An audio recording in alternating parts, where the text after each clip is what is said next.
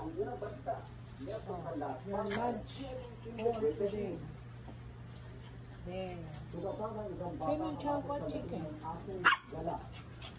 Mix. Lunch mix. I prepare. Ready. So, i-drain natin.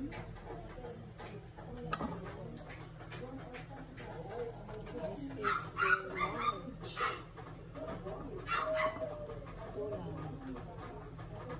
Ngayon mga kapatid, pagdating natin ang ating golden surprise dito sa barangay sa mga ng Malata Marina. Kaya ba? Okay, maraming salamat.